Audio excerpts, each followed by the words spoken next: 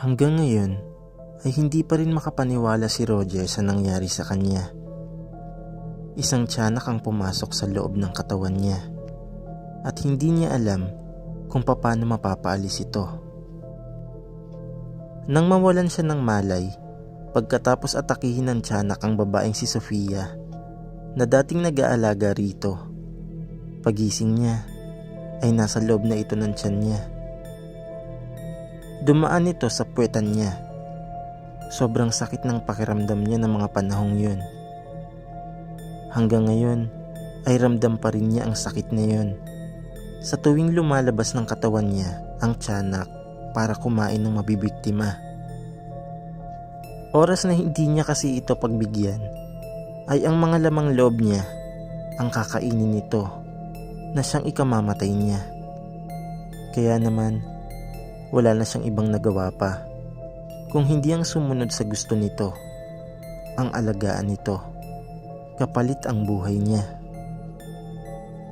Sa mga sandaling ito ay nakabalik na si Roger sa bahay nila. Pag-uwi niya ay alalang-alala ang buong pamilya niya sa kanya.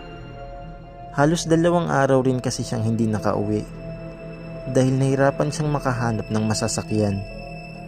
Mabuti na lang at isang taxi driver ang tumulong sa kanya na makauwi. Tinulungan siya nito, ngunit pinaslang din ito ng tiyanak pagkatapos. Bitbit niya ang tiyanak na nagpapanggap na sanggol nang makarating siya sa bahay nila. Takang-taka ang mga magulang niya kung saan ito galing. Nagpalusot na lang siya na iniwan ito ng isang nanay sa gilid ng kalsada. Nakita niya ang sanggol at naisipan niyang iuwi ito para tulungan. Napaniwala niya ang lahat sa sinabi niya. Inalagaan nila ang sanggol pero parati itong nasa loob ng kwarto niya. Yun ay dahil bigla itong nag-iibang anyo at pumapasok na lang sa katawan niya nang walang pasabi.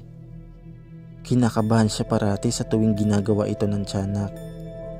Hindi dahil nasasaktan siya sa paglabas-pasok nito sa katawan niya, kung hindi dahil baka may makakita sa kanila. Napahiga na lang si Roger sa kama habang nasa loob ng tiyan niya ang tiyanak. Nararamdaman niya ang paggalaw nito. Hinala niya, nagugutom na naman ito. Hindi pa kasi ito ulit nakakakain ng tao. Puro karning baboy at manok lang ang pinapakain niya rito magmula nang umuwi siya. Kaya sigurado siyang hindi ito nabubusog ng husto sa pinapakain niya. Kailangan niyang pakainin ito.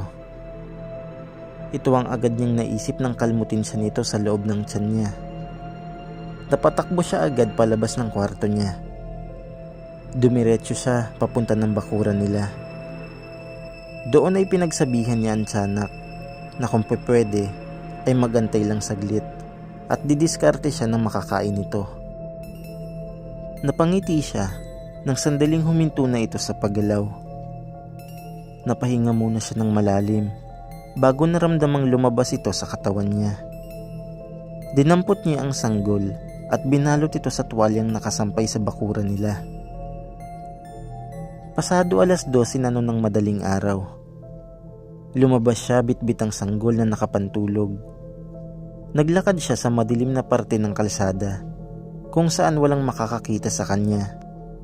Palibasa, kulay itim ang suot niya, kaya kampante siyang walang makakakita sa kanya. Napangisi si Roger nang isang lasing ang makasalubong nila. Pasuray-suray itong naglalakad habang may bitbit na bote ng alak. Wala na ito sa sariling katinoan.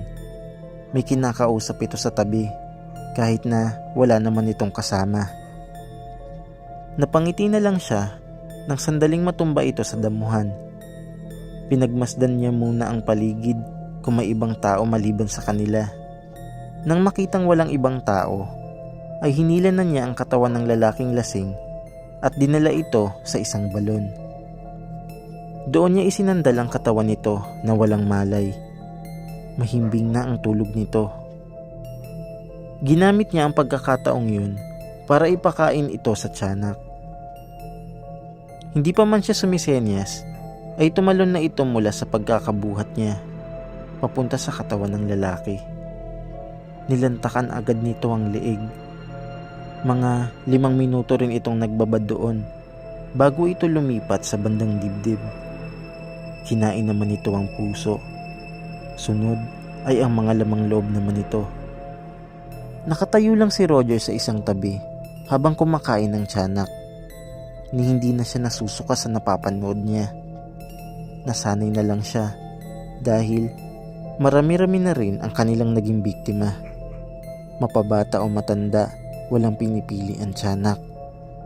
Hindi na lang siya kumukontra rito para walang mangyaring masama sa kanya. Nang matapos ang tiyanak kumain, ay bumalik ito agad sa loob ng katawan niya. Lumaki ang tiyan niya matapos yun. Naging isang lalaking buntis ulit siya. Napangiti na lang siya dahil mukhang tapos na ang duty niya sa gabing ito. Makakatulog na siya ng mahimbing pag-uwi niya. At bukas, panibagong biktima na naman ang hahanapin niya.